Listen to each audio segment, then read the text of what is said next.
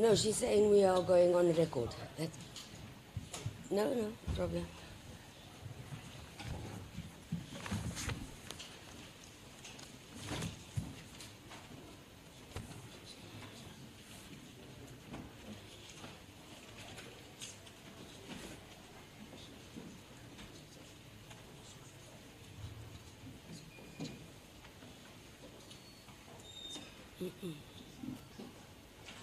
Sorry? Sorry, if you can, just that light is directly in my eyes. If you can just swing it slightly, please. Thank you. Yes, that's fine. Thank you.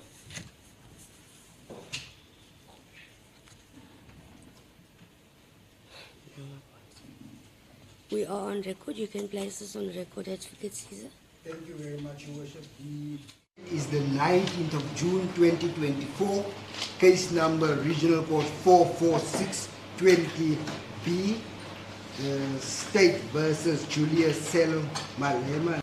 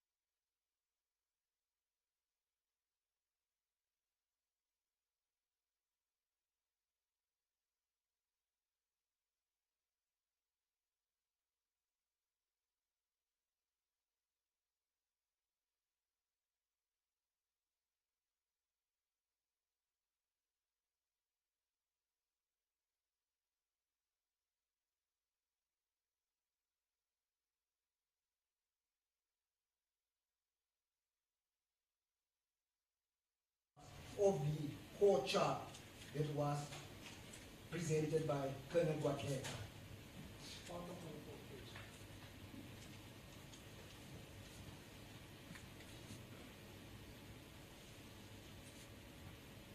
I add that it's also based on the testimony of Lieutenant Colonel, where I was in court while he testified.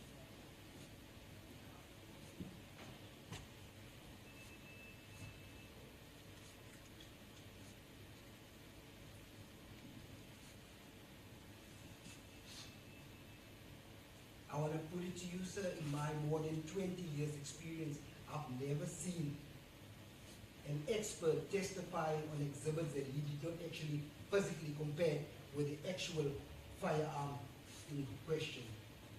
I disagree with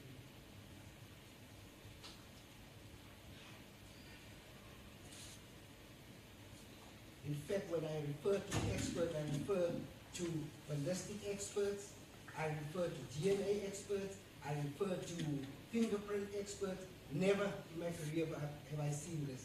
I still disagree.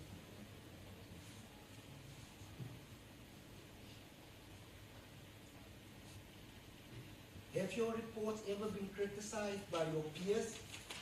Yes. Yes. In which regard? And in all regards, you have a partner which is currently in America, and he peer reviews my work, Yes, in which regard was your reports criticized? all the aspects.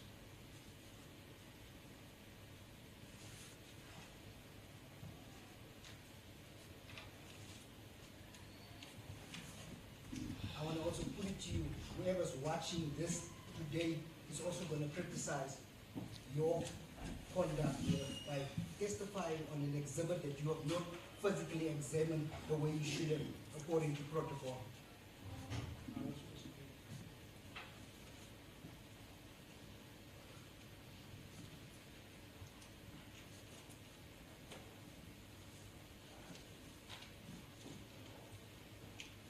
In your report, you state that you were employed by the South African Police Services in 1984 up to 1989.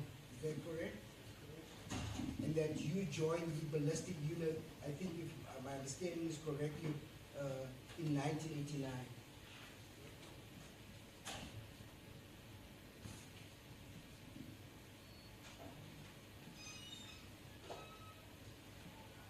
You also, in the report, it says that in 1998 you left the ballistic section of the Forensic Science Laboratory of the South African Police Service. Is that correct? That's correct. I left the police force, yes.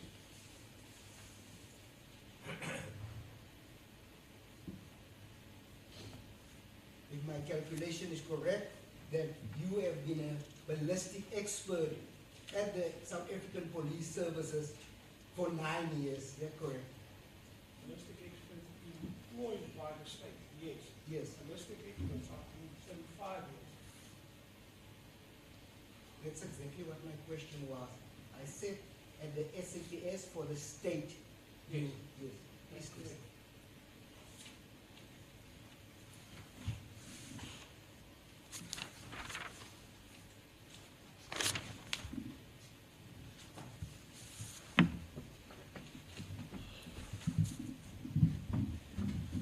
And in your period that you have been at the ballistic section in the state's employ, did you have to undergo regular testing insofar as proficiency is concerned?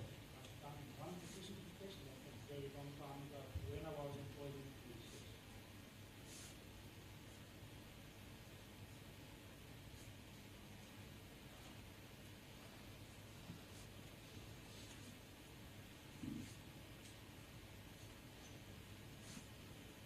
Just for the court record and for everybody's understanding, what is a proficiency test?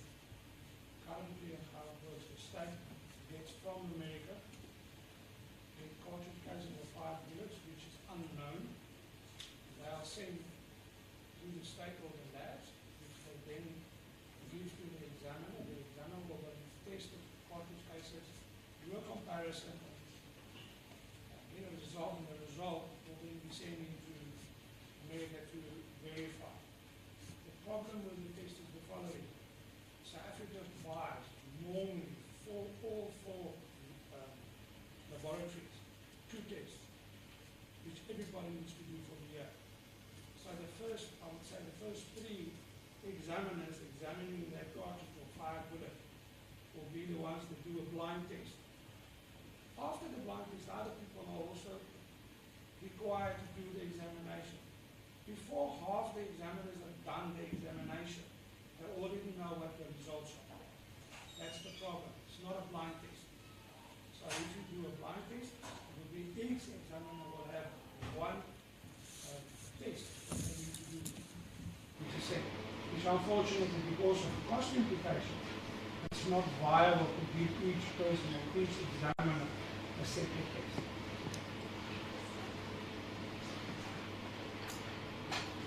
The proficiency test that we are referring or that we are talking about, you said you only did 1. Is that in your whole career, or is it? Yes, I was employed with the state.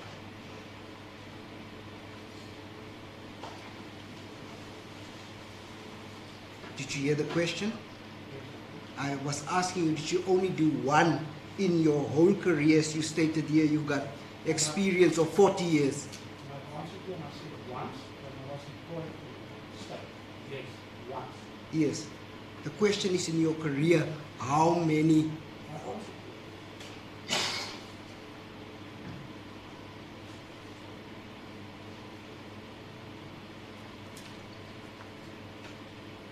This proficiency test, shouldn't it be done biannually or annually in order to test whether you can still do the job that you are employed for or that you are making your bread and butter? That is correct.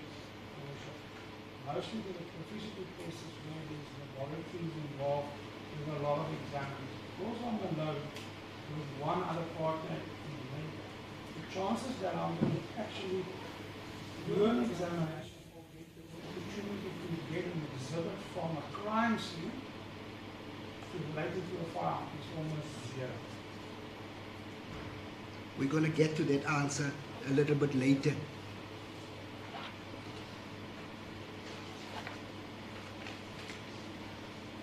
Because you have been talking about your experience in training on page 3, I will get to that you've just confirmed.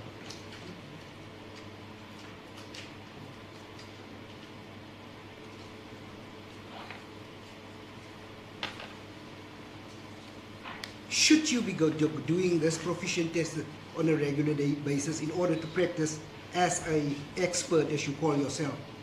No, I disagree. How will you be tested, sir, to be able to see whether you can still do the job, whether you are still proficient in doing it, when technology is evolving all the time? The reason being is that, like you said now, the technology is going forward. The science hasn't changed. The application of what was referred to protocols in the beginning from 1950 still stays the same. Unfortunately, because of technology, the marks and everything is just more and more coming together. In other words, in the beginning when I started ballistic, there was no such thing as subclass characteristics. They only came later when they found that there's other marks that are similar that they could find. And because of that subclass characteristic came out, they said we first need to do all of these tests. And that's what it's all about. It's all about the comparison, striation matching. It's physically matching, and that's the science behind it. Can you recall which year did you do this proficiency test that you were saying? Unfortunately, not. Yes. So I want to put it to you, sir, you are not as proficient to do ballistic tests without you even knowing when last did you do such a proficiency test.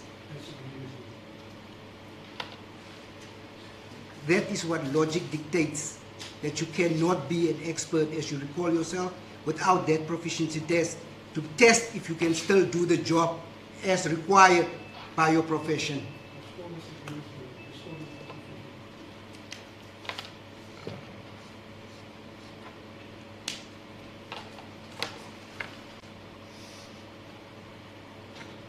you cannot produce any certificate of the latest proficiency test that you have conducted. Is that correct?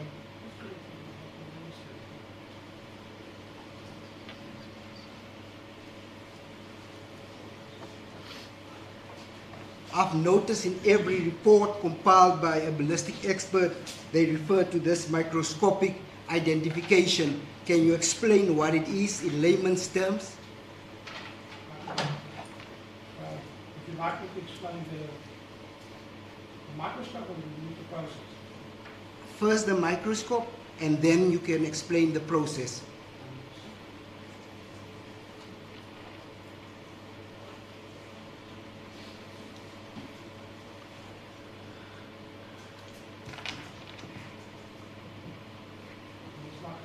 Earlier, I explained the microscope. This is a comparison microscope, you see. And this is how it works. On the left-hand side, we'll have the exhibits. On the right-hand side, we'll have the test. Cartridges that you fire yourself in the firearm. And you use the comparison microscope by looking through the ocular lenses, comparing striation matching. In other words, physically matching what we see. This is the same, or similar. And you use that by using two parts on this side. You've got the light sources at the back, so you set it up. This is not, I don't want to say it's not rocket science, but you need to make sure that the enlargements are exactly the same. You put the cartridges, you must make sure that everything lines up, the correlation button. Or if I can use a watch as an example, you place something at 1 o'clock and you place the exhibit or the test, same marks at 1 o'clock, they should correlate. So if you turn it, you should find other marks on different places. And they should correlate and they should be the same, or similar in size, shape, and appearance. Is that the process that you've explained now? What is supposed to be watered down? What you normally do, you will find the exhibit. You will mark the exhibit with a latch number. You will file a little file in the top of the cartridge you file, so to make sure that you know that that's always exhibit. The test you don't do. Then you will take the test and take the last 3 serial numbers of the file and mark that on the cartridge as well as on the bullet. Test bullet 1, test cartridge 1, test bullet 2, 3, and so forth. Then you will go shoot the file with the shooting range. You will collect the cartridge case. Then you will go back to the microscope. Then you will compare your test first to see what unique markings you can find. Then you'll place the exhibits. You'll do exactly the same as what we've done with the test. And now you compare both of them with each other and see if you can find striking matches or physically matching the marks that you found between the two. That's in a nutshell.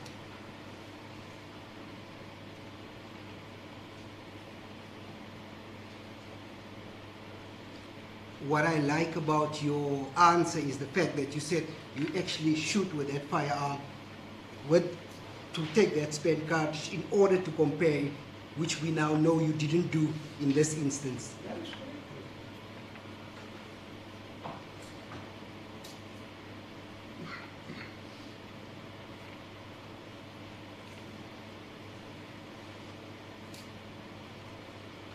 When did you compile this report that you've presented to court?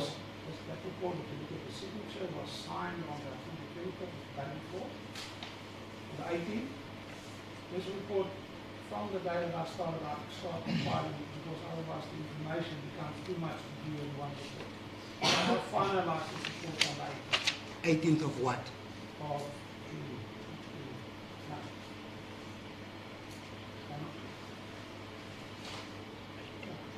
So in other words, your evidence is that you finalized this report yesterday. That's correct. My report. Yes.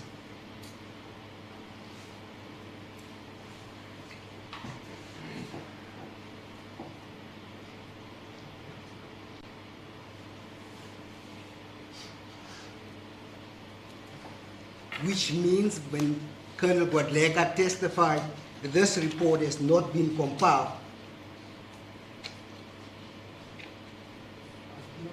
when Colonel Guadlega testified during his evidence, you didn't have a report like this. Is that correct?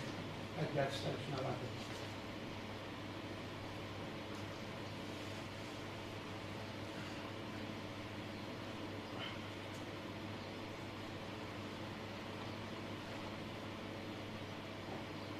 As a result, none of those sketches that you displayed here and most of the things that have been compiled in your report has actually been, Padleka was not questioned about this on your report. Not using my report, no, but he was questioned regarding subclass characteristics, the way it's supposed to work. That was done.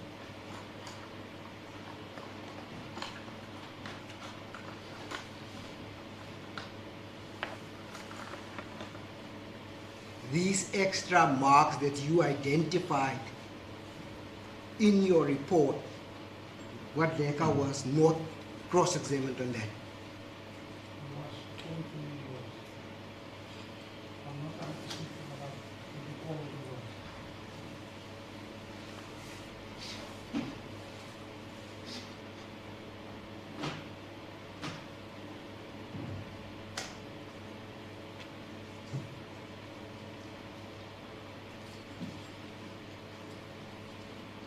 One of the marks that you testified about yesterday was that, I'm not sure, is it an indentation mark, the one that you took with your cell phone?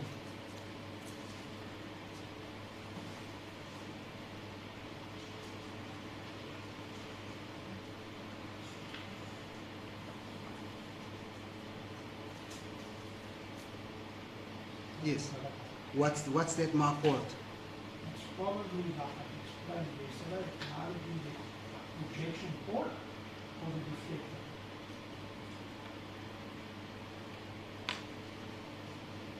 What would cause such a mark? As the cartridge is being, after it's fired, as it comes out, it will hit the side of the injection port or the deflector, and that mark will be caused by that.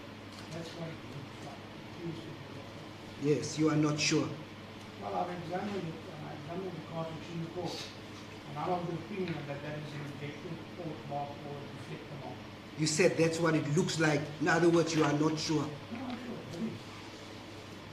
Anyway, that is a deflector, comes from the deflector. Why do you now first say that's what it looks like? Now you're actually confirming that that is indeed the mark that you just described. If you look at the area where it says on the cartridge packs, it can only be on the injection port or the deflector. That's all. I'll actually examine the whole cartridge, look at all the class characteristics, and then you can make a determination with 100% certainty is I correct. Thank you for your honesty. You are not 100% sure that that is indeed so. Is that correct? Well, 100% yes. I am sure that it is, but you are disagreeing with me. Please answer the question, sir. You are not 100% sure. I'm Yes. 100% sure.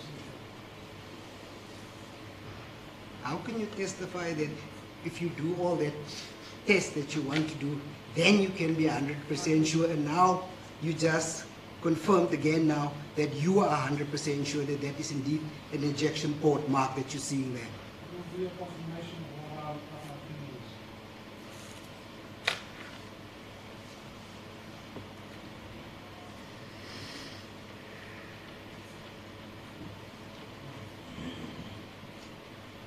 is. Is it accepted protocol to use a cell phone to take a picture and then examine it like that, like you're doing with a microscope? It's not normal, no. We will not use cell phone. If we didn't have a cartridge pack, we wouldn't have access to it. Once you ask the court said we can have access. And that's why we use the cell phone. If we knew that we would have the ability to take photographs, I would have brought the microscope to the court. Is that accepted practice to do it in that way? It's not normal practice, but we can do it. Is that the standard and protocol how an exhibit should be examined? No, it's not. You have to do it under a microscope.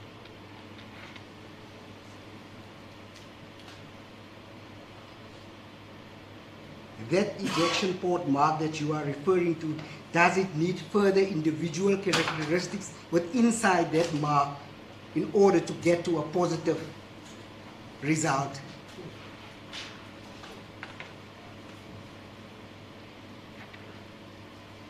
Did you examine that in order to get to a result? Like I've already testified, I didn't have the opportunity to examine the firearm as well as the cartridge case microscopically, so I could not do that. There's a lot of things that you didn't do because you didn't get the opportunity to do so, yet you come to this court and make findings on Colonel Guadeka, who's done all the protocols. You coming to dispute that? There's a lot of things that I didn't do. I didn't examine the cartridge case and I didn't examine the firearm. But based on the photographs and the court shots of examining, I used that. That's my findings of what I see. A cell phone is at a microscope? No, it's not. I can also state that look at the new cameras of the day. Some of them are actually as good as microscope. It's possible. It's possible. But it's not normal. Does it have microscopic abilities, a camera of a cell phone? Yes, you do. I want to put it to you that that's incorrect, sir. It cannot be. There's because I look on the internet, there's all about it. There's actually small little attachments that you put onto your phone and it will create almost like a microscope. You have the same ability as a microscope. Not as clear, not as big, but there is abilities to do it.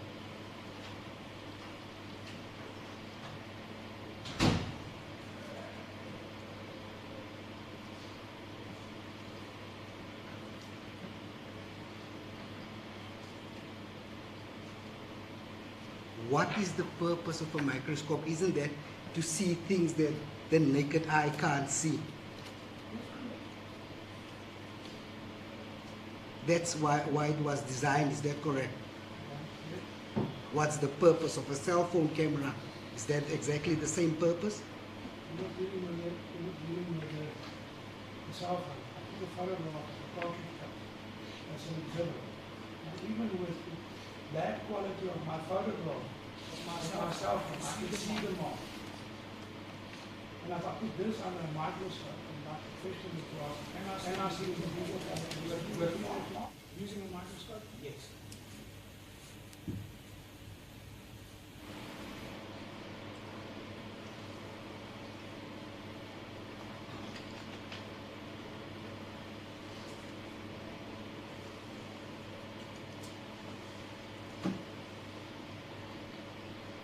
That apparatus that you showed the court yesterday, I think it is indeed a hand microscope, if I'm correct. The microscope. Yes, the one that you had yesterday, which you showed to the court, that apparatus. The one that you had right in your hand, which you showed. Oh, yes, yes. What is that? That's part of the microscope. I'll go back to my photograph of the microscope.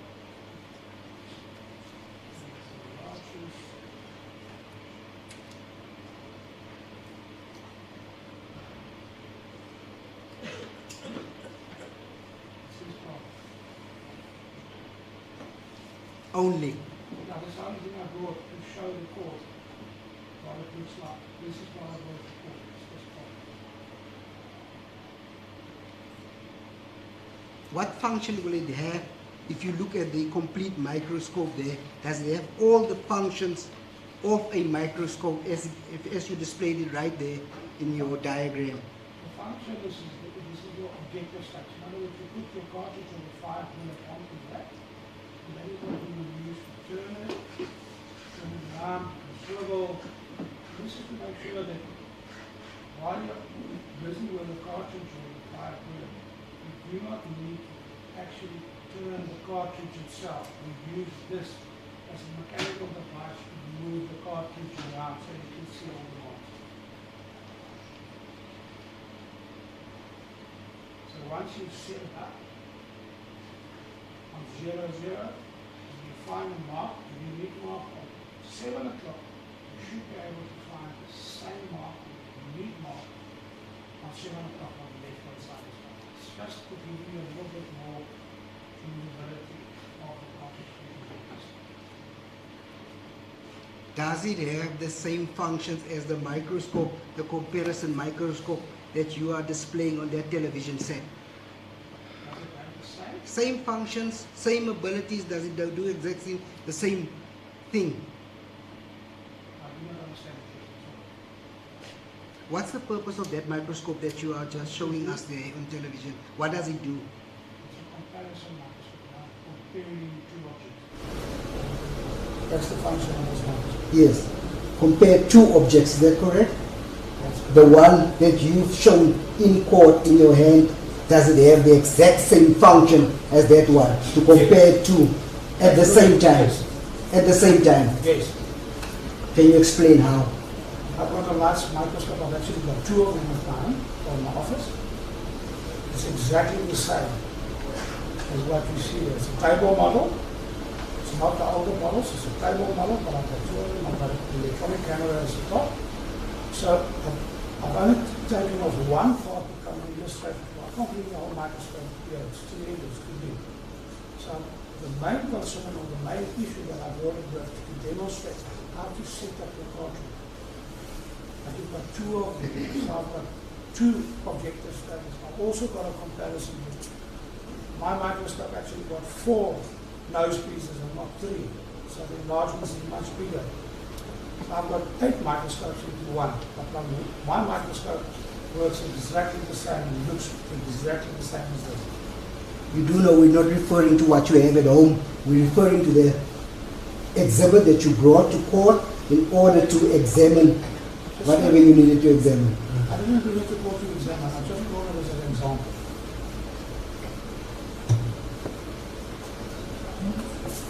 The 8 microscopes that you are referring to are the ones you are referring at home, is that correct? Just to understand your evidence clearly. It's not the actual one which you showed the court yesterday. No, it's the one that's on the, it's not the one that I've got. This is just an example. But all the comparison microscopes work exactly the same and is exactly the same setup that we've got there. That's why I've only marked out certain of the parts. I can go and I can mark out all the parts if you want, but then it's too much. And that's irrelevant at this stage because you only need to know is how it works and what do you do with it.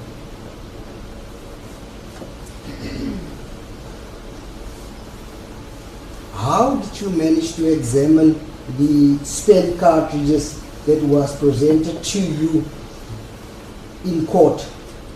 We used the court bench and we had a look at it. He showed it to us. Yes. What did you use?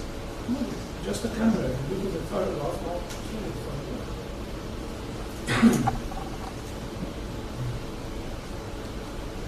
You can actually see it was in court. Look at this side. This is the court bench. So the exhibit was taken out of the packet. It was placed on it. Myself and Mr. Volmerans had a look at the cartridge.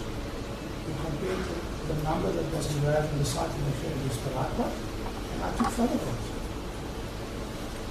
So you didn't use any microscopic apparatus in order to examine those exhibits. Is that correct? I've already testified that now.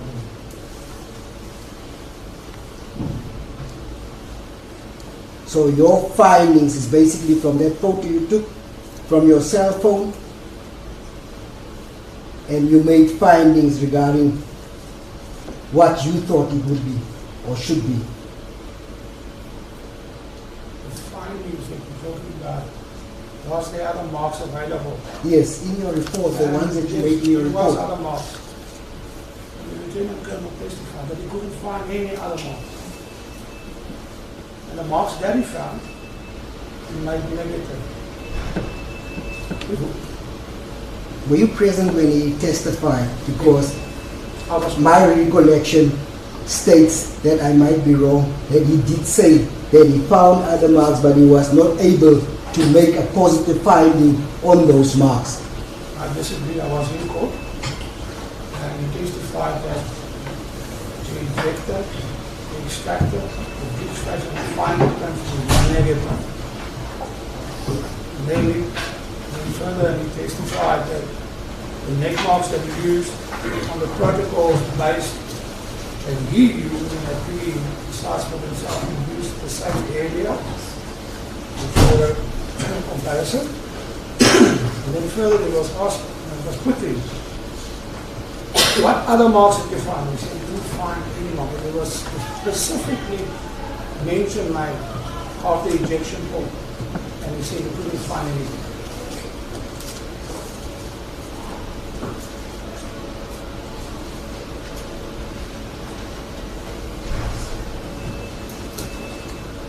That begs the question, how accurate would Godleka's microscopic examination and his finding in the comparison will be relating to how you have conducted those tests?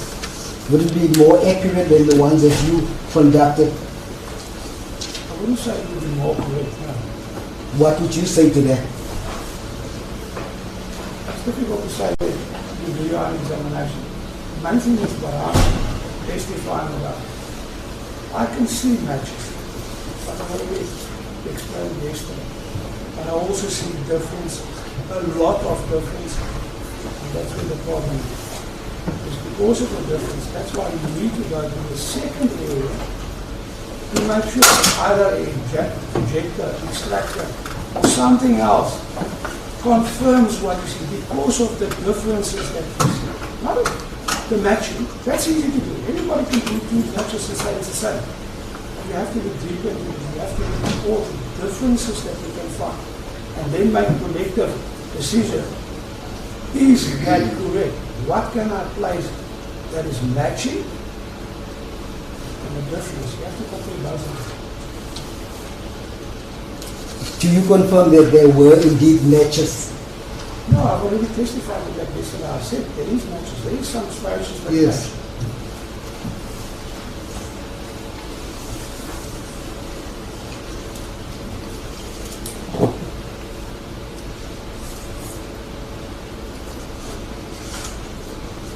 Have you ever had a look at SPA 249, like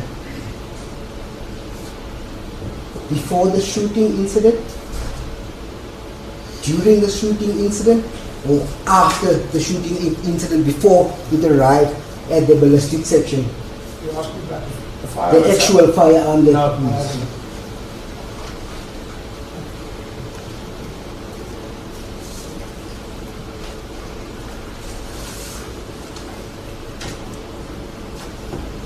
Were you aware that the breech block of that particular firearm has been removed after it had fired shots? Well, according to testimony, I gathered that the breech or the bolt carrier was changed with the bolt. That was the indication, according to the testimony that was given. And he said that it was changed. When it was changed, we will never know. The evidence of Godleka was that it was changed after the firing incident at the Sisa Dukasha Stadium. If that was the case, then the breech face, extractor, ejector would have That's been not possible. an accurate what he said with respect. He never said after. The record can be checked with the lawyer. I'll listen carefully. It wasn't the case subject to that. Even as not Malema's, it's incorrect. I'll have to check the record, so I'll make a ruling on that aspect. However, the record I left in my office, so we can move on. And I will put I'll it- also look. I appreciate that. Was that during evidence in chief or cross-examination that after emanates from? In those instances, Your Worship, he was actually cross-examined on that aspect Okay, thoroughly. all right. Thank you. I will check the cross-examination part, Advocate Otis. Before it was submitted to the forensic science laboratory for testing, the ballistic section was removed. What about these people that we removed the charge?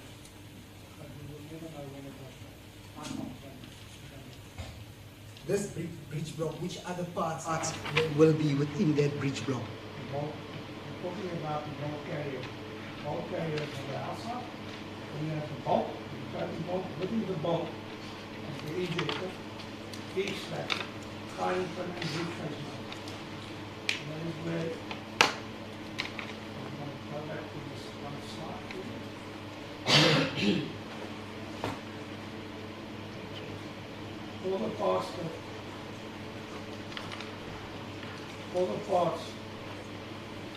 first the firing pin, extractor, ejector, and breech face are all part of the rotating bulk, which is in the bulk carrier.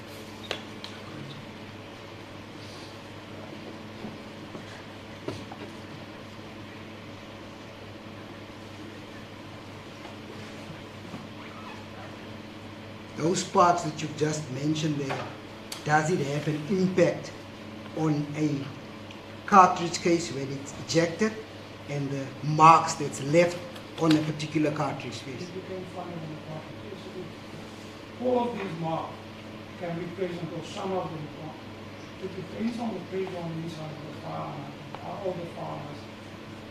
So you can find that you have a firing pin, you have extractor, ejector, but you will not have breech face mark, or the breech face mark will be not good enough. So it can happen that we find some of them or we find nothing, but the question was put to the internal. And we made this negative. Yes. Not, we didn't eliminate it, we made it negative. We're getting there.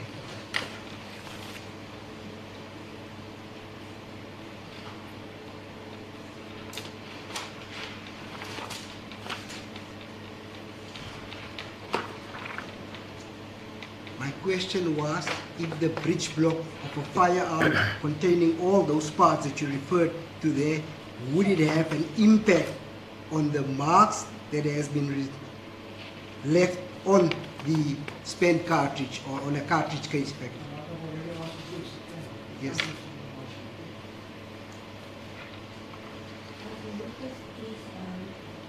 I'm being familiar with cross-examination.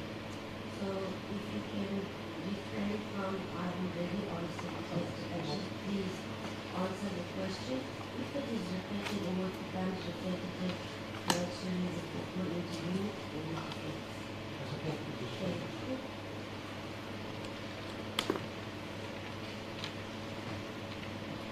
The question was whether there had an impact on the spent cartridge. Yes, and the marks left on it, and the answer is yes.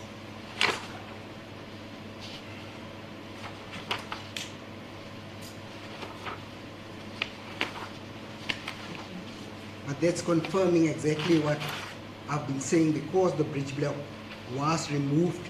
That's why the negatives that you've marked there and also been confirmed, you are in agreement with Colonel Gwadlek.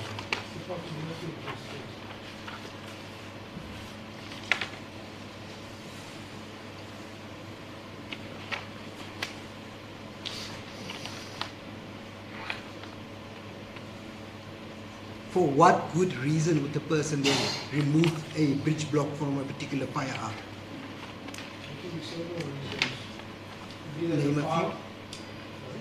Sorry? Could be several reasons. Firearm could have not working in the right condition, so they send it in so that it can change. Might be that the firing pin is replaced with bolting, or the bolt broke or anything. If it didn't be replaced, it gives the appearance that it's different.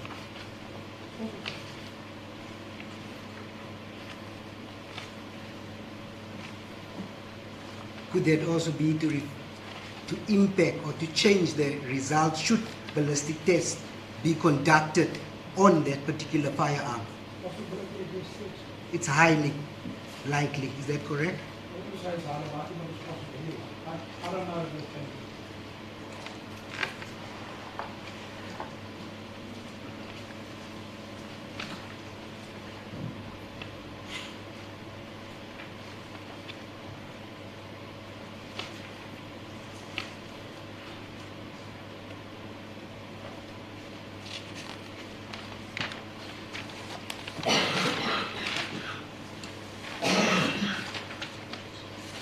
Okay. you referred earlier about the pressure of a bullet leaving the firearm, if I remember correctly.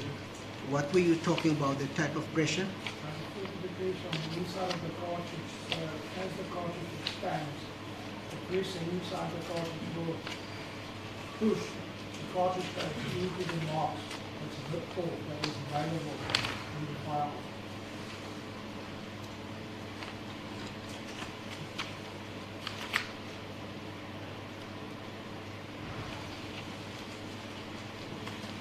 Does that also have an impact on the marks which is left on the spent cartridge?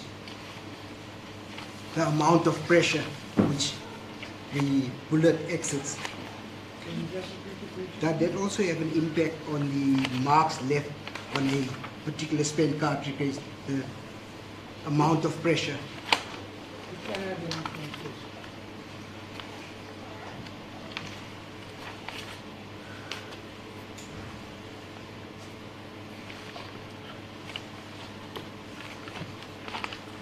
Would two spent cartridges be exactly, or two live rounds, let me not spent cartridges, two live rounds, would the pressure coming out of two live rounds be exactly the same? According to the specification in the manufacturer, they should be the same.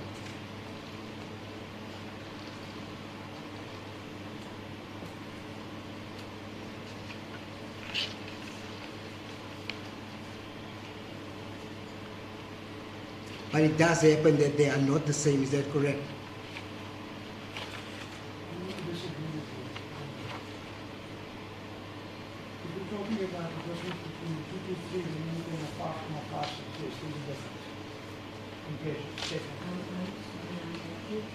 There's a lot of buzzing and so I know if you can just raise your voice a little, if I would.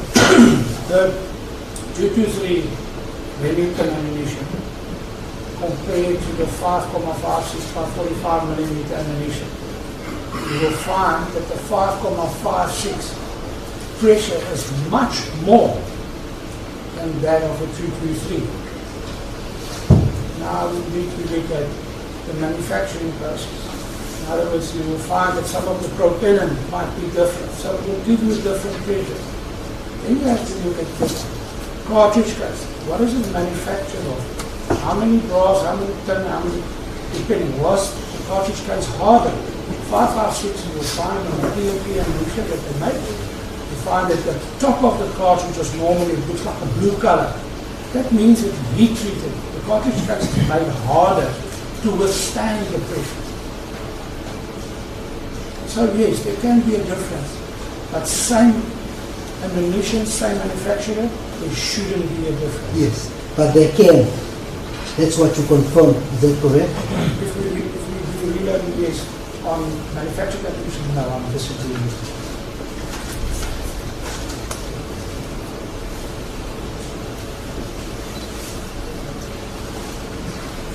I'm not an expert in firearms, but isn't that actually it was described, the way it was described by you in both what later is that the hammer hits the premier, is that correct? No, the hammer is the firing pin. Yes, the firing pin, that's correct. Yes. And I showed the video where it actually shows what that is. Thank you for helping me there. Yes, and then after that, it causes, it ignites Yes. the powder, the gunpowder inside the cartridge case, is that correct? Yes, the primer ignites the powder then starts burning.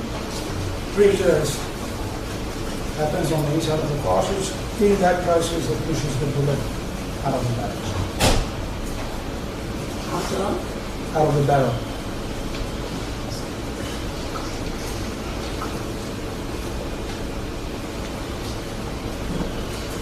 If the court pleases, I can show the video again. It's my understanding from your evidence and from Waleka, the only actually part that leaves the barrel of the firearm is just the bullet, is that correct? No, That leaves it in order to go to the target. Yes, if you look at the fire bullet will the muzzle of the firearm in the direction they aim. But also out of the firearm will be the cartridge case.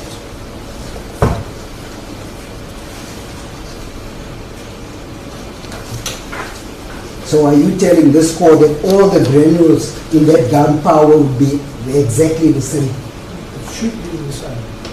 In make, shape, everything? From the same manufacturer, yes. The court must understand, so it can just explain it loudly. There's certain standards and criteria that the firearm is manufactured for. So you can't just go and buy any powder from the shop and load it with that. It's going to be dangerous. So there's certain powders that you're going to use will give you certain criteria inside the firearm within specifications that you won't blow up your gun.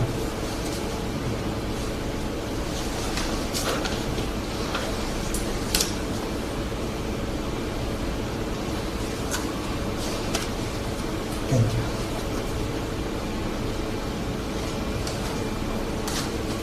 you. In this case, what have you been able to look at all four, the test spent cartridge cases that was used in SP A249 in order to compare with the actual exhibit found at the Susa Dukasha Stadium? That was the last time I didn't hear you? No, I have not examined it. All four. Sorry? All four. All four of them, yes.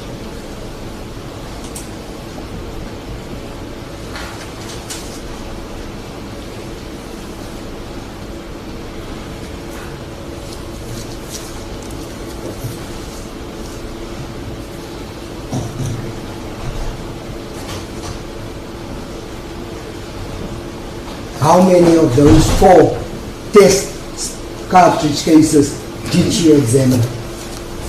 The test cartridges, none. None.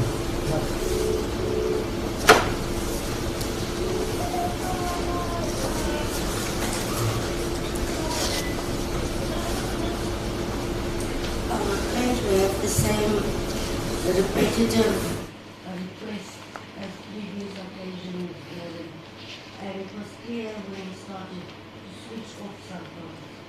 Otherwise, leave.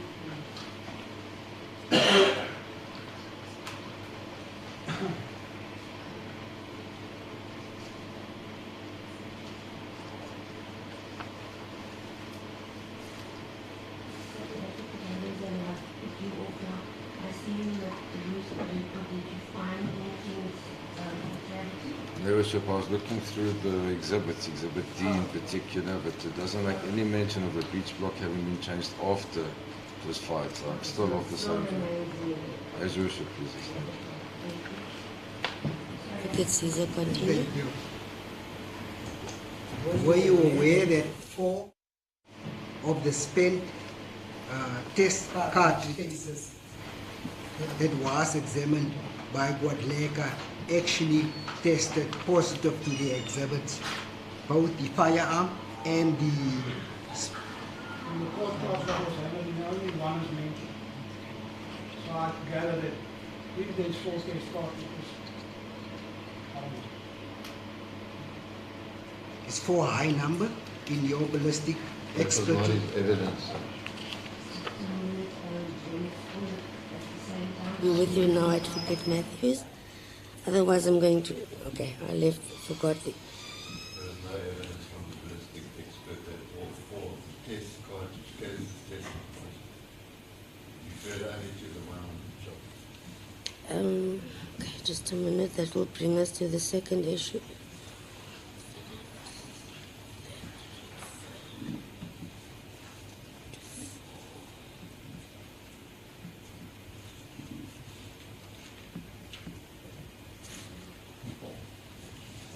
So that leaves us with two, but either I have to read the record or you and Advocate Hodes have to tell me or quote why you are objecting and saying that was not the evidence. Objecting from my memory. So you'll have to tell me exactly. Galeka did not testify that all four tested positive. His evidence Okay, and I still have to check then, because your objection is based on memory. I'll have to reply based on memory, but I'll have to check based on the actual record. Same apply that it is based on your objection. Is it also from memory that he said after?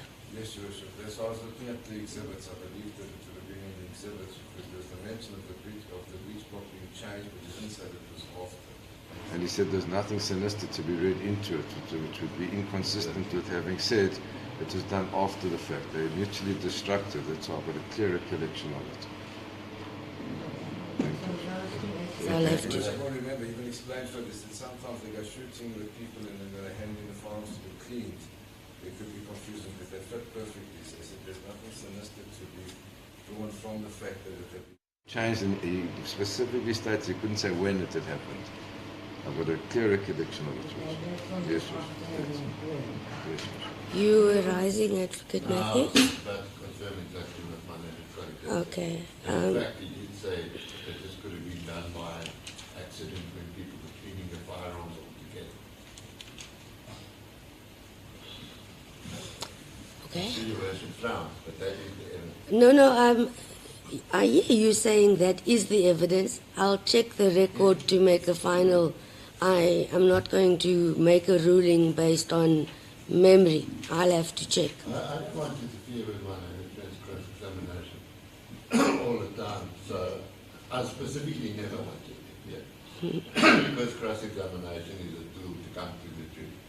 So, but you shouldn't put a thing like this that I can testify that all four of the cartridge tests were positive when that was not so. It's neither young nor there. We are dealing with one that has been proved before court on the court. Let me hear from the state. Maybe he has a submission in this regard. Advocacy's defense.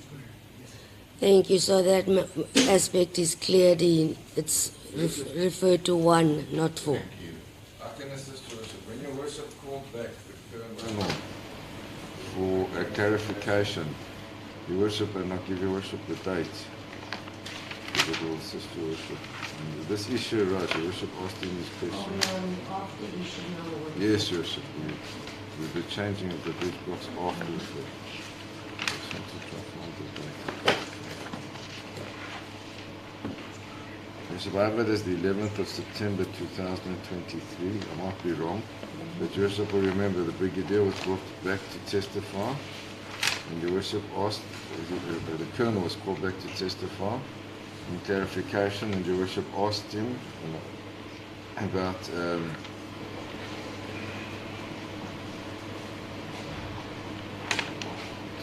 soon after Your Worship began. Your Worship, the last four digits did not correspond with the numbers on the breach block. We said yes, the last four digits did not correspond. Then that was left for a while, then Your Worship came back to that.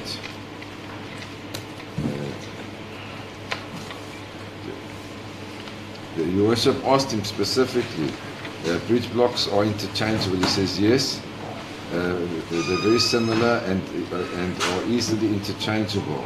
He said of that firearm, he said I can remove it in under 1 minute. You were supposed to have breach block changed before it was examined by you, so the cartridge case was not consistent with the breach block. Therefore, it seemed to be deeper. Found the breach block had a number stamped on it, others did not. Instead of other one had a different number. Then you worship asked him, did you manage to find the breach block that was meant to fit that particular firearm? He says, no. I checked, it was not amongst the 40. And your worship says, the normal procedure to change breach blocks, if as an answer you wish to do so, he says, not seen often, but police do make that type of mistake, otherwise not normal. It was never asked, your worship, and established as a fact that it took place after the shooting. It's in your worship's clarification and previously of his own accord, your worship. I specifically remember that he said that in his evidence, I believe in chief, that there's nothing sinister in the changing of the breach block, and that's why your worship asked the clarification. He said it does happen when they go en masse to shooting ranges and then the things get cleaned together. But nobody has ever given evidence that occurred after the shooting, Your Worship. That's something that's simply scientifically illogical, to quote my learned friend when he talks about the process of logic, and was never established to be the case. So it's incorrect, the question. It was incorrectly put. One cannot say that the bridge lock was changed after the shooting. For, during, or after it remains for argument. Is that what you are saying? It's not clear according to the evidence. It was incorrect to have put to the witness that the evidence was that it was after the shooting. That's my objection, and that remains my objection. And it's clear from the questions that Your Worship even asked that that was the case. Thank you, Your Worship. Thank you, Mr. Julius. Can I continue with the cross-examination, or adjourn to have a look at the report as well? No, Your Worship, I won't pursue that. We issue any further for now. Yes. Thank you. If it changes in any event during the tea adjournment or whatever, I'll check and confirm on record what you've read, Advocate Odes. It will be in the ballistic expert of the state's evidence chief and in the clarification, Your Worship. Thank you. Proceed, Advocate Caesar. Thank you.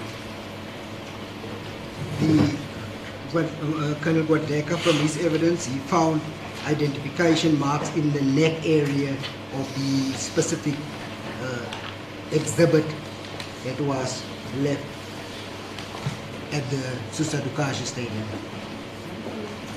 I can't hear you. That's correct.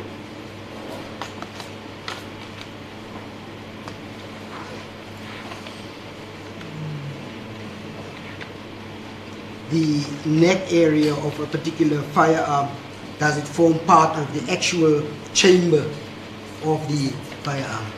Yes, I have explained yesterday, we have shown the photograph on the markings, it's in the chamber, yes.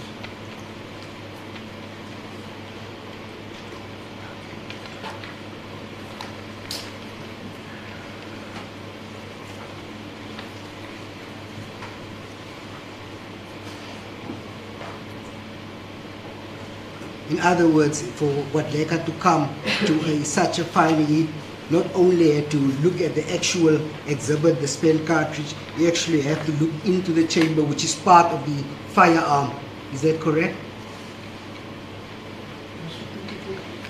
In other words, for Guadeka, he found these identification marks, which is part of the neck area of the specific spent cartridge. You confirm that, is that correct?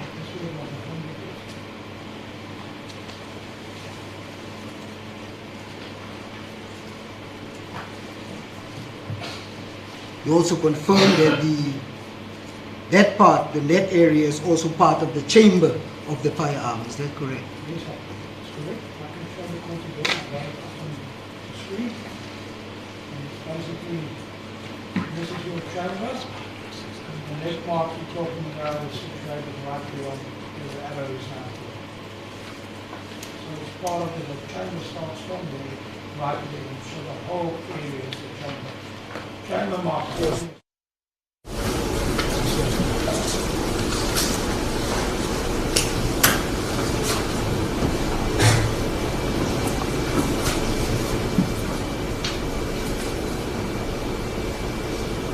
And the chamber actually forms part of the firearm itself. Which is part of the firearm.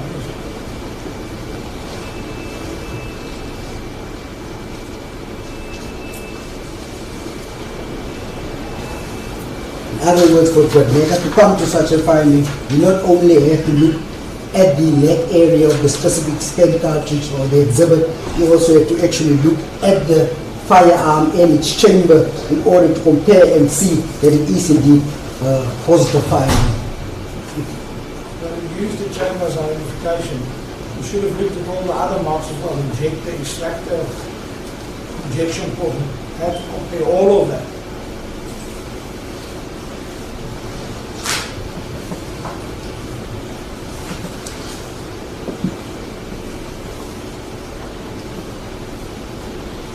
Isn't that what Leka did actually went further by examining the firearm and found the ball carrier assembly has been changed? That's when he noticed that the ball assembly carrier has been changed, because he did further go further into the examination. That's going to be determined. I don't examine the farm, so I cannot testify on the farm.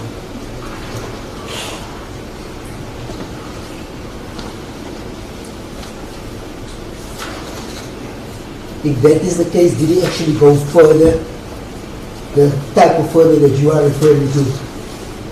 To look at all the other marks. Yes. You have to.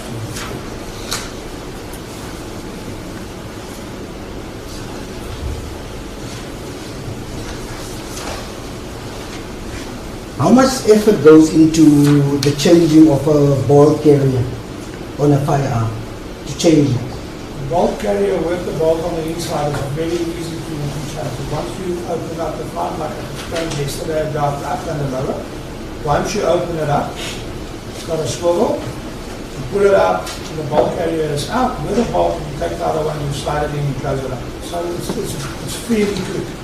You're referring to less than 2 minutes, 2 minutes or so? It can be less than 2 minutes.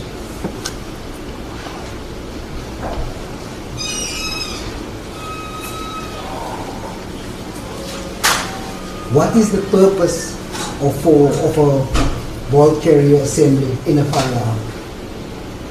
What goal does it play? It's a mechanism part of the firearm to close the firearm, which carries the bolt, the rotating bolt. So as the firearm closes, the bolt carrier will push it forward, and because of the cutout at the top, the bolt will lock into the locking nut, so that the firearm is safe to fire. So the bolt carrier is there to carry the bolt. It's part of the firearm. It will not function if that's not there.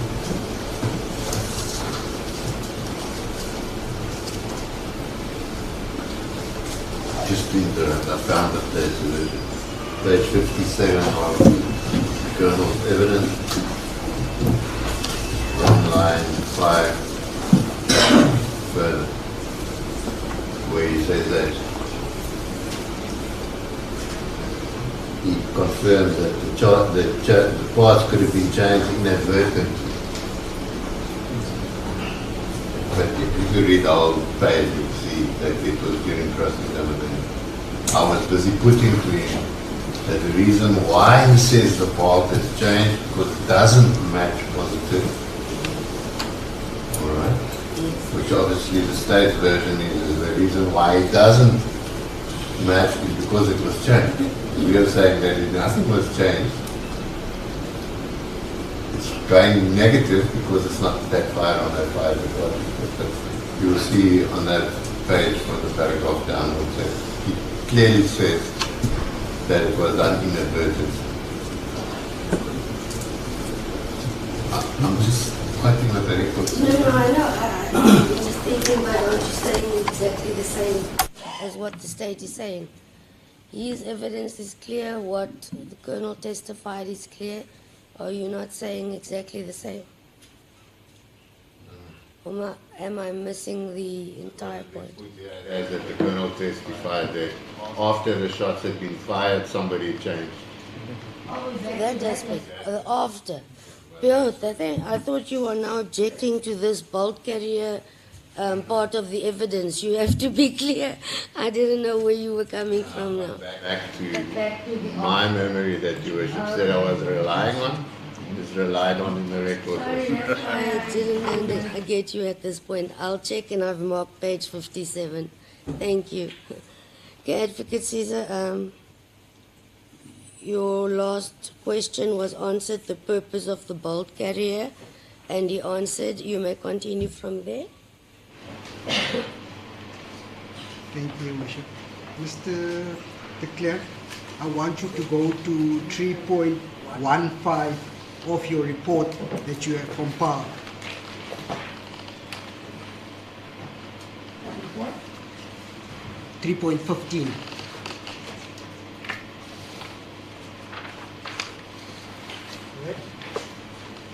Where you state that 3.15, you state I have to date investigate, examined more than 3,960 forensic related cases, including wildlife crime scenes.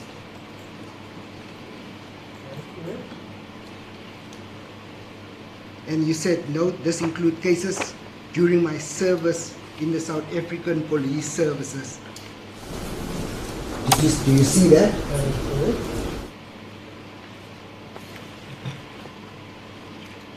So the number that you put there, 3,950 cases, includes wildlife cases. Is that correct? That is correct.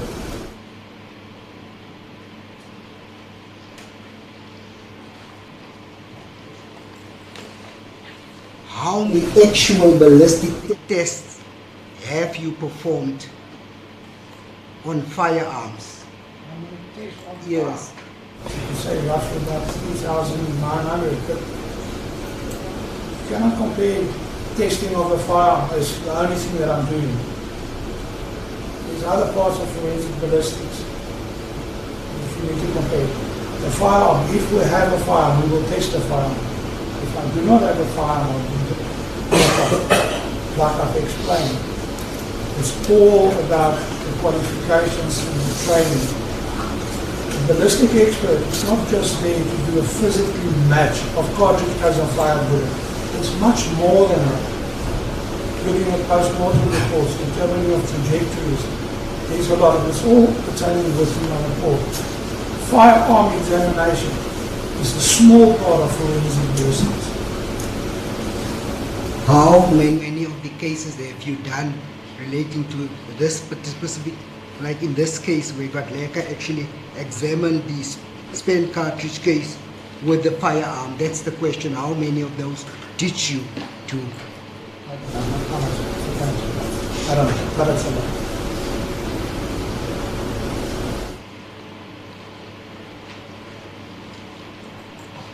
Should you not have kept records relating to how many of, in order for you to testify on your expertise in this regard? Unfortunately, when I was part of the police services, you do not think that you ever in your life that you need the quantities of the cases that you're doing within the police force. I've only started collecting my information once I decided to leave the force. At that stage, I didn't have access to all the cases that I've done, because as soon as you start at the ballistic section, you start doing cases where you do comparison of cartridge cases and fired bullets. That's the first step, teaching you how to do that. If I understand your evidence correctly, the number relating to ballistic tests is not this number that you've put there, the 3,950 relating to similar cases like in this one. That includes everything, the number you've put there. It's 3,960 forensic related cases. I'm not testifying there that there's so many firearms I've examined. That's not what I'm saying. That's exactly my argument. How many did you do? And that's this stage I cannot tell you exact number. I cannot, but it's within the range of the 3,960 cases. In fact, it will be less if you include all these other jets of all trades that you put in here. So when you look at the 9 years doing at ballistics, and you get 15 cases a week, you can roughly work out how many cases the firearms you done. The first year you're not doing firearm related cases, you do not comparison with firearms. You do firearm examinations where you do ex-working, the working of the firearm, but not related to identification. Only later you bring the two together. So you can have a case where you only do the firearm, examine the firearm, but it's not related to identification. And then you have cartridge cases that picked up at the scene where you do not have a firearm. And then later on, you store linked and then you do the comparison. My question is, the number is actually less than the 3,950 ballistic tests of this nature. Firearms, like I said, forensic related cases, the firearm examining, or the quantity that you want, I cannot qualify, will fall within the 3,960 cases.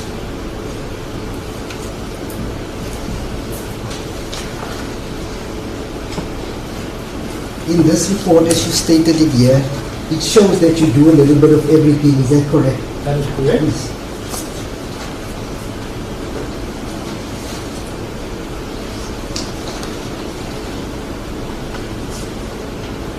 The number that you presented here is not the actual amount of ballistic tests that you have conducted on firearms and spent cartridges. Is that correct?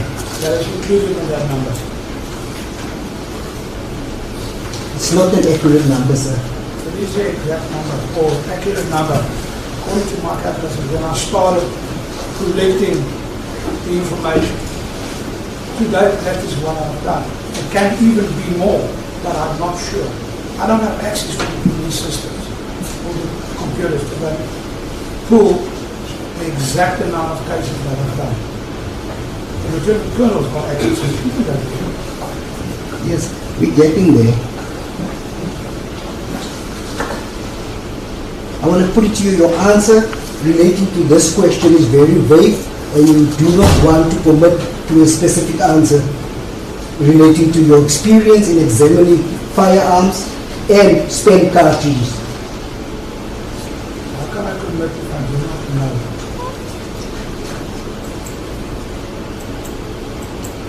But the amount that you put here is including your wildlife cases, your other examinations. Is that correct? Forensic related cases. Yes. So the number that you put here is not an accurate reflection on your actual ballistic test which you have conducted. Is that not correct? Conducted on firearms? Yes, that's the question on firearms with the spent cartridge. The 3,900 is stated clearly in my report. It was forensic related cases. So the firearm examining formed part of that number.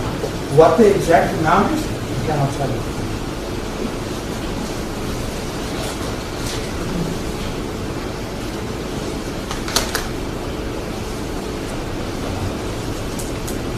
What later by the time he compiled this report, I'm not 100% sure if it's in 2018, I'm going to still have to look at that report.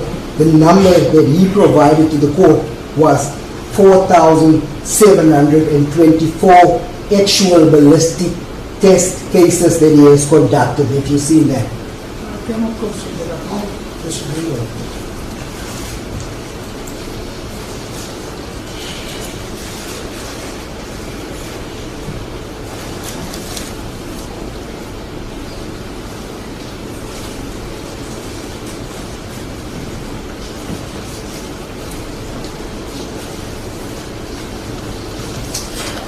If you look at the number that you've provided and the number that he's provided, in other words, roughly, if my math serves me correctly, he's done about 774 cases more than you have conducted.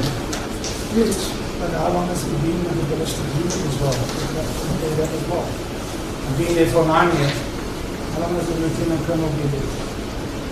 That's the question. So the amount of work do not warrant the expertise. He's still a ballistic expert. I'm still a ballistic expert in the sense that this is the amount of cases that I've done today. If he's done more than me, it's for him. It does not make him a very expert. I haven't even got to that, and you're already answering that.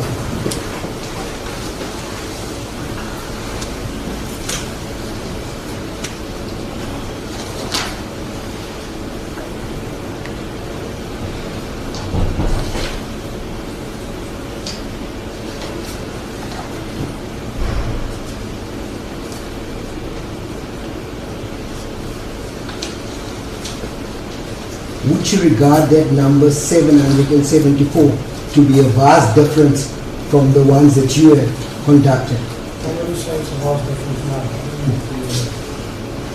It's almost 800 cases, sir, if you round it off.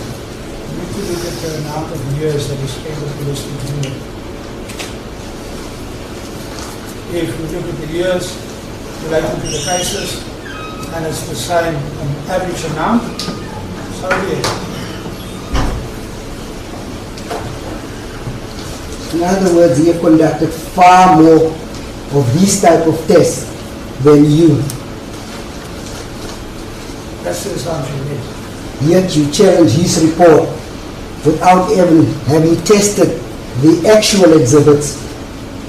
That's the amount of 4,700 mentioned also includes normal cartridge cases and all the other stuff exactly the same as the forensic related cases.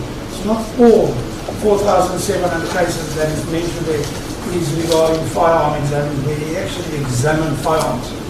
That's impossible. You just said it depends on the number of years they've been in the ballistic unit. That can confirm that, is that correct? Yeah, I can confirm. 4,700 at the day includes all the cases that he's done when he was employed, or still employed by the Ministry. You also said that the police, you left the police, you no longer have that accurate numbers. You actually said in your own evidence that you will have the accurate number because it is in that system in the South African police service. That's what your evidence are there. You should have access, yes. Yes. And you actually said that you cannot dispute this number that he actually gave and provided to court of the number of ballistic tests that he has performed. I'm not disputing the quantity that is done. I'm disputing that the 4,700 is all related to firearms that they done.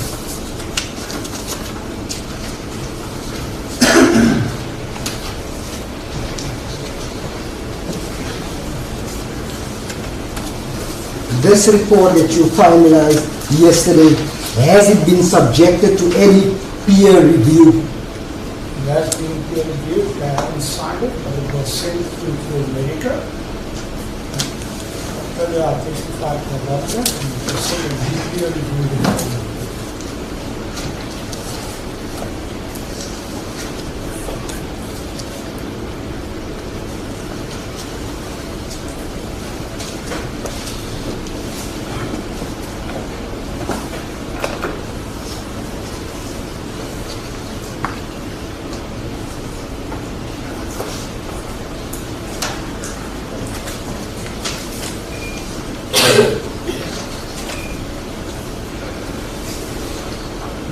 If you compiled this report yesterday, when would you have sent it for a peer review? The latest, the day before, I will only sign it once I find or I receive response regarding the peer review. I will not sign it before I peer review to make sure that everything is clear.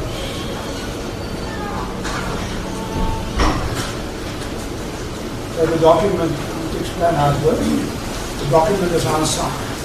I will send the document to the peer review. Once it comes back, we'll have a discussion regarding changes that might changes or these and haves and whatever. Changes will be made and I will resend it back. Once that is done, he signs the peer review normally, and it will be sent back, but it's not unfortunately it's cut off at the bottom of the page. And then I will sign it, and that's what I do.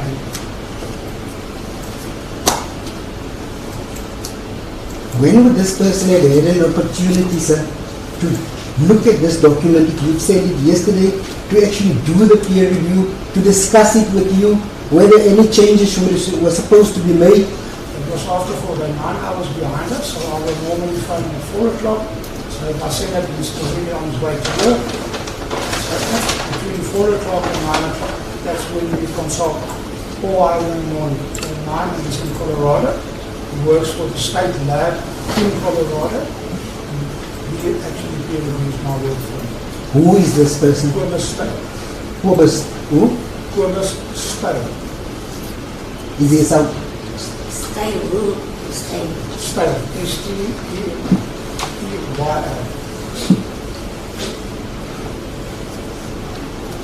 Is he a South African citizen staying in the USA? He immigrated, yes. Yes. A chummy of yours, old friend. Old friend, old colleague, yes. Yes.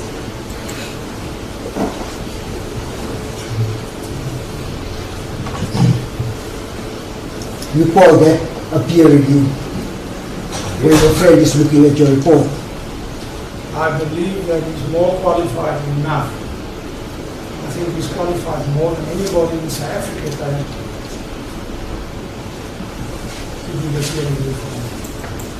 You couldn't find anybody else. The gentleman has been attending with you to court every day. I think he's also a ballistic expert sitting at the back. Mr. Bolmerans? Yes. Mr. Bolmerans is going out, not out of business, he's stopping to do the work. And currently, I do trust Curtis Stale. He's got more technology behind him, the new technology that's available in the world. And because he's doing peer review work in America, I rather trust him before I trust any of the experts in South Africa.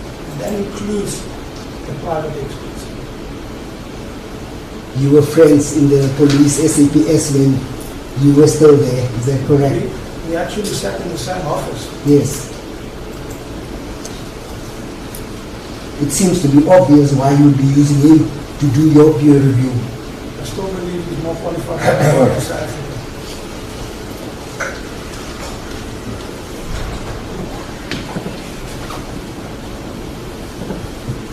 Have you had Mr. Volmerans, if you've been walking around here at court in every attendance, also do a peer review on this specific report that you have compiled?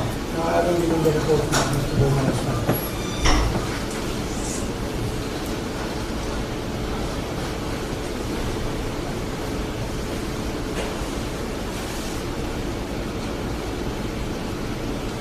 Why not? I had it peer reviewed by my colleague. And we, myself and Mr. Bolmerans, agree with what was produced on the presentation. It's agreement between us. It's not on paper, but there is an agreement.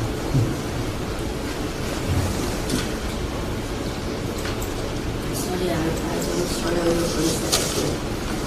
Mr. Bolmerans, we have discussed this case before the case started. We have seen the presentation that I produced to the court. And he agrees what I put to the court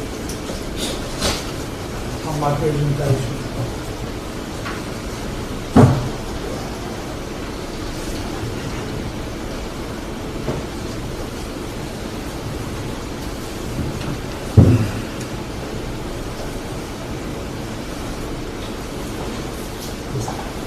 I have received this report of yours yesterday, and I want to tell you that it was actually a tedious exercise to go through line for line what you've written. Yeah, it took a lot of time. That's correct. It took a lot of consultations. I'm not even sure if we have done everything in accordance to how we wanted to consult.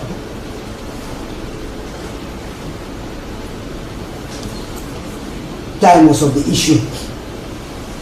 When would this person all the way in America would have gotten a chance to look at this report and look at it thoroughly, discuss it with you, actually sign it if he agrees with you, or ask you to amend or alter some of your findings in this report?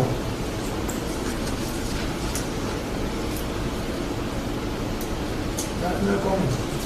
This was done, so I've got no comment.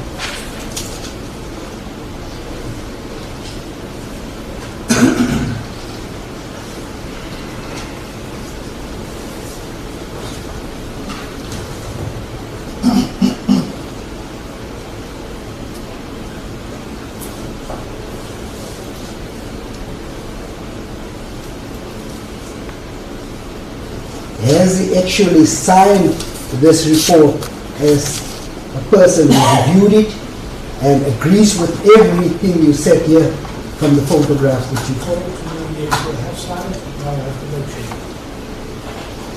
So you don't have a signed copy, the one you gave us? No, unfortunately.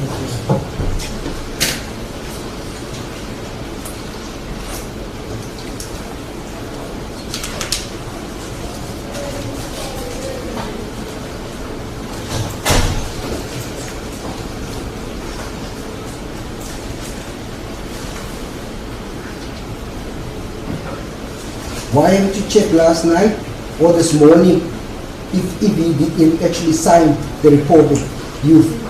Because I've already handed in the report, and I cannot change the report that's currently in front of me.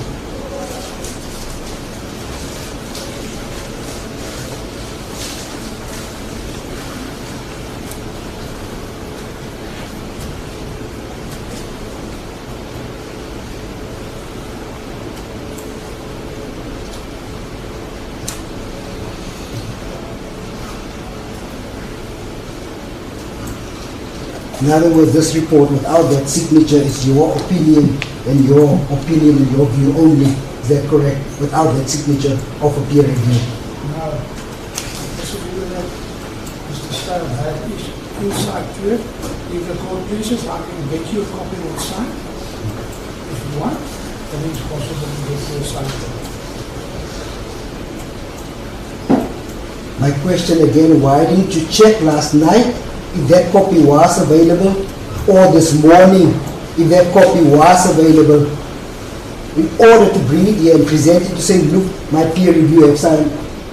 Yesterday morning, I completely didn't look at that because of the switches that I got. I did not even think of it.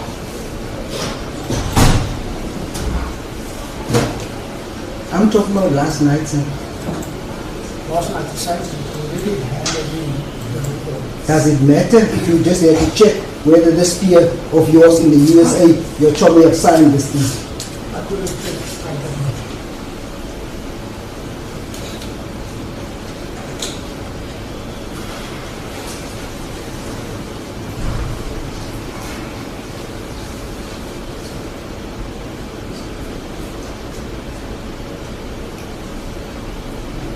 You also didn't check this morning No, I don't.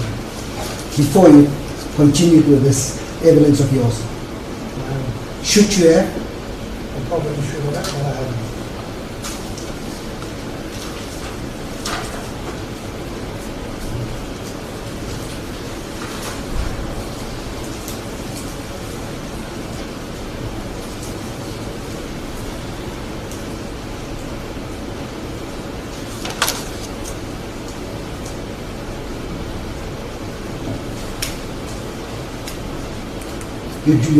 You have seen Guadaleka's report, is that correct? Sorry? You have seen Mr. Guadaleka, Colonel Guadaleka's report. You have seen it. I've actually seen, I think, 9 of them. Yes, you have had insight into it, is that correct? That's correct.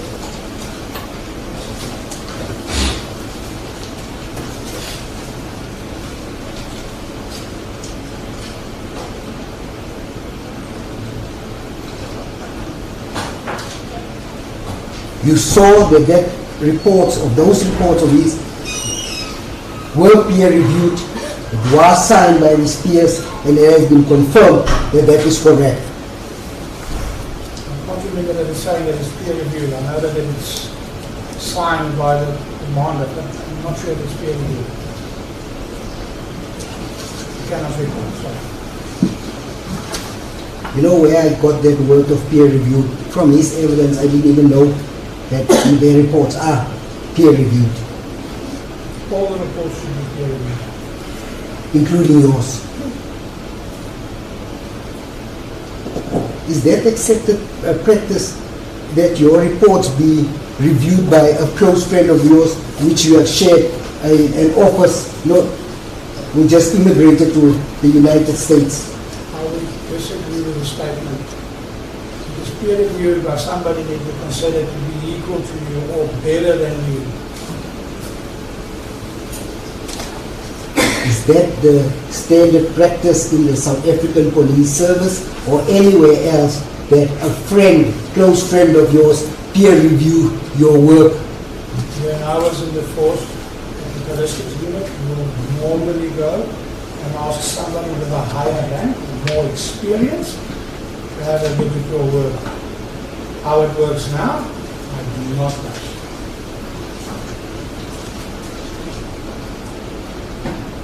Currently in the South African Police or the ballistics unit, I cannot testify how it works now. If they will ask a friend, like it was stated. But when I was there, you would ask somebody with more experience or a higher rank than you.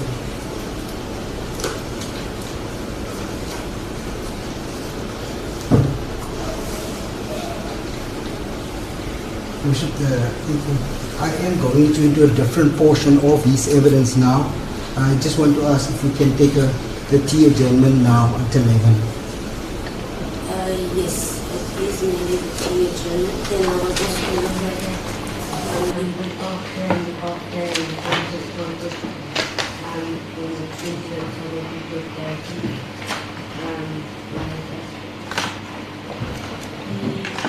Court will then adjourn for tea until 11 o'clock. I would ask please, yesterday afternoon we had to pick up a lot of packets, bags, dirt. Please, I think we've placed bins at each exit or entry. Please use them. There were many plastic bags that I personally picked up in the gallery. Please use the bin. Thank you.